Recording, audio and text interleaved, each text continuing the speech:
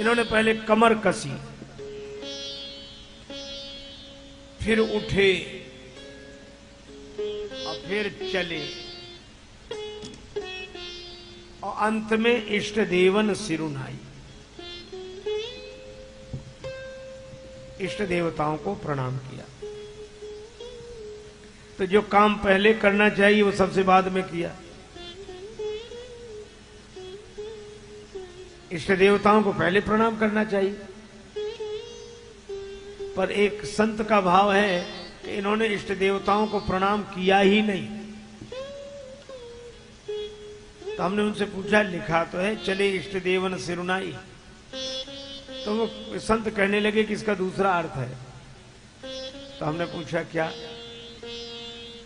का अनेक राजा धनुष तोड़ने आए हैं और सभी के अपने अपने इष्ट देव हैं, तो सब देवता आकाश में प्रकट हो गए और एक दूसरे से कहने लगे कि हमारे भक्त भी आए हैं धनुष तोड़ने, और ये धनुष तोड़ने जाएंगे तो हमें प्रणाम जरूर करेंगे। तो दूसरे देवता ने कहा कि हमारे भी भक्त हैं, वो हमें प्रणाम करके जाएंगे। अच्छा ठीक है। तो इनके इष्ट देवता कर रहे थे प्रतीक्षा, इतने में एक राजा ने कमर कसी। तो दूसरे ने देवता ने कहा कि देखो तुम्हारे भक्त ने तो कमर कस ली, प्रणाम नहीं किया। कहा भी कमर कसी, उठे थोड़े ही हैं, परिकर बांधी उठे, वो तो उठकर खड़े हो गए, प्रणाम नहीं किया। अरे कहा भी उठे चले थोड़े ही हैं, जाएंगे तो प्रणाम करके जाएंगे। लेकिन जब चले गए तो इष्ट देवन सिरुनाई, इष्ट देवताओं ने अपने अपने सिर झुका लिए कि धन्य हो ऐसे भक्त हमें और कहां कहां मिलेंगे। ये उन संत का भाव है। अच्छा आप ये सोचो, जिनके इस व्यवहार से उनके पूज्य जनों के सिर शर्म से झुक जाते हों, उनसे समाज की समस्या के समाधान की आशा कैसे की जा सकती है? ये मनमुखी है।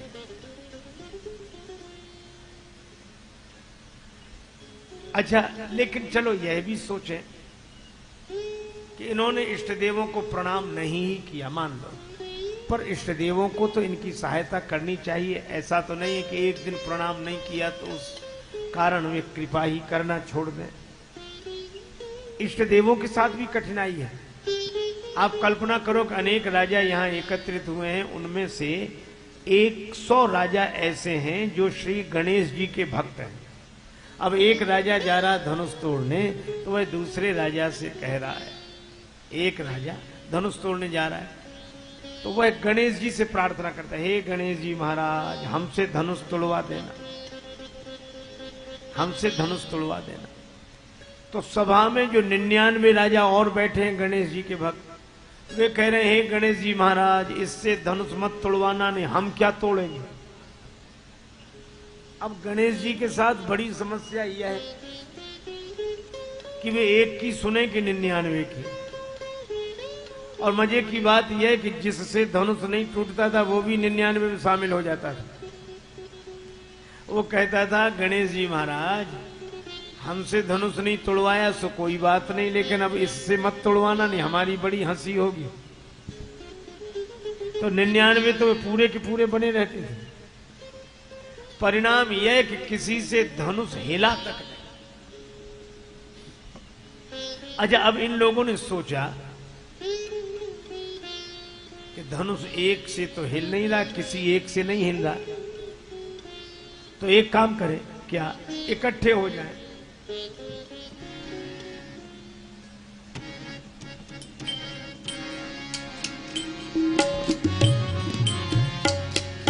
एक ही बारा भूप सहस 10 कहीं बारा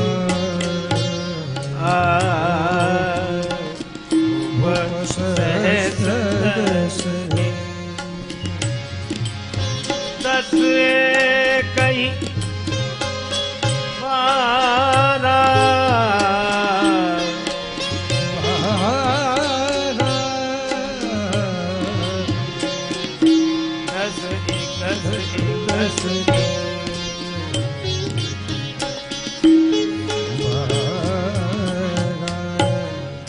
सहस दस एक सहस दस एक सहस दस एक।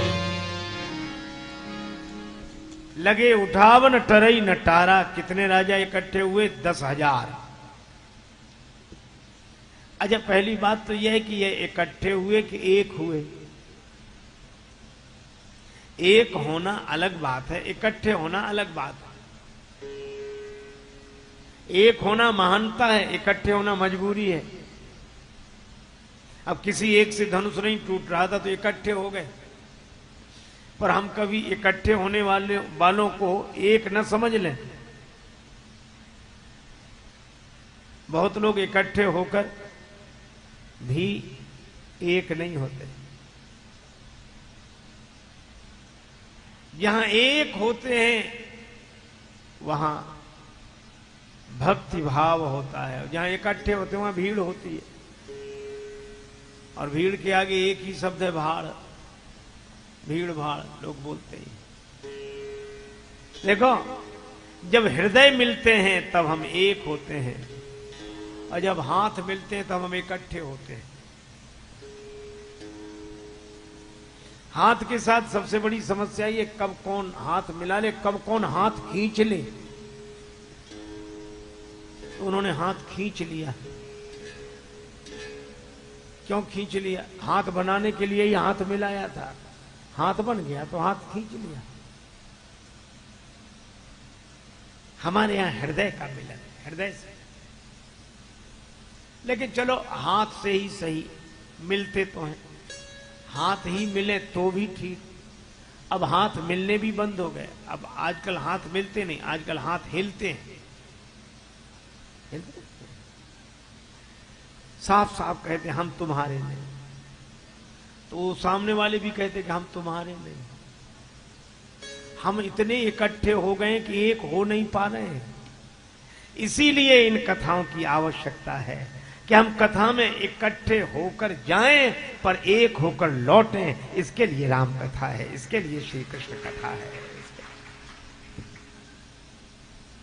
अच्छा, इकट्ठे इसलिए भी। अच्छा, ये 10,000 राजा मान लो मिलकर धनुष तोड़ दें तो विवाह तो एक का ही होगा, और वो एक कौन होगा?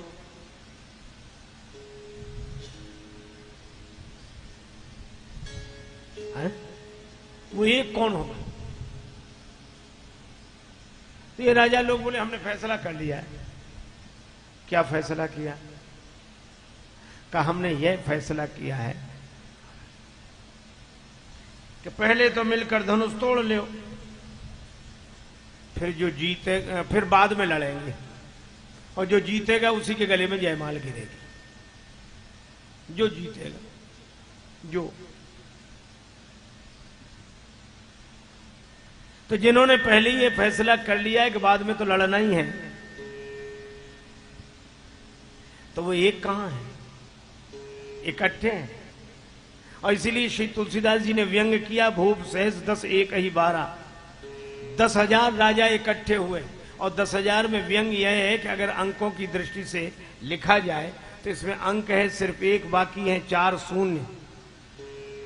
व्यंग यह है कि ऐसा संगठन जिसमें हर आदमी अपने को एक समझे, बाकी सबको शून्य समझे। आज की भाषा में ऐसा संगठन जिसमें हर आदमी अपने को हीरो समझे और बाकी सबको जीरो समझे। तो ऐसे संगठन से काम बनने वाला नहीं है। इसीलिए इन राजाओं से धनुष हिला तक नहीं। पर ऐसे समय में कोई बुद्धिजीवी होता है जो चिंतन करता है। और महाराज जनक वयोवृद्ध हैं, महाराज जनक ज्ञान वृद्ध हैं। महाराज जनक ने देखा कि जिनसे धनुष हिलना है वे तो अपनी जगह से हिल नहीं रहे हैं, और जिनसे धनुष नहीं हिलना है वे बिना हिले मानते नहीं। अच्छा, धनुष तो राम जी से हिलेगा, और राम जी अपनी जगह से हिल नहीं रहे हैं। और राजाओं से धनुष हिलना नहीं है, वे बिना हिले मानते नहीं है। और समाज में अव्यवस्था तभी पैदा होती है कि जिससे काम हो सकता है वो तो करता नहीं है, और जिससे काम नहीं हो सकता है वो बिना किए मानता नहीं है। बोलो भाई, जिससे हो सकता है वह करता नहीं है, और जिससे काम नहीं हो सकता है वो बिना किए मानता नहीं है। तो जनक जी ने सोचा राम जी खड़े हो जाएं तो धनुष उठ जाए, पर धनुष खड़ा, धनुष उठे कैसे? का राम जी खड़े हों, का राम जी कैसे खड़े होंगे? का लक्ष्मण जी खड़े हो जाएं तो राम जी अभी खड़े हो जाएं। तो राम जी बड़े भैया हैं, लक्ष्मण तो छोटे भैया हैं, तो लक्ष्मण जी के खड़े होने से बड़े भैया क्यों खड़े हों? का इनका एक संबंध है।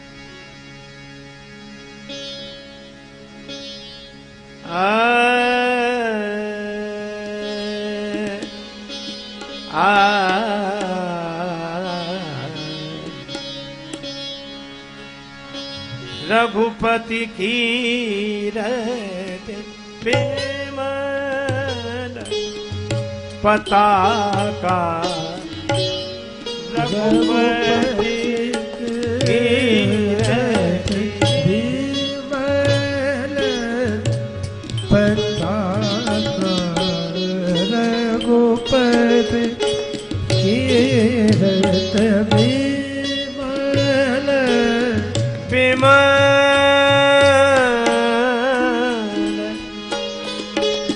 पताका,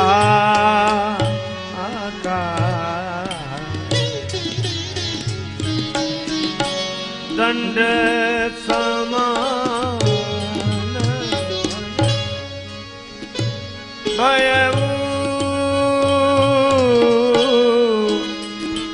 जस जाका रघुपति की रहते, रघुपति की रहते, रघुपति की रहते। राम जी का यश झंडे के समान और लक्ष्मण जी का चरित्र डंडे के समान। झंडा आस्था का स्वरूप है और डंडा व्यवस्था का स्वरूप है। ये दोनों साथ, झंडा कितनी महान हो, कितनी पूज्य हो, डंडा न लगा हो आकाश में लहरा ही नहीं सकता है।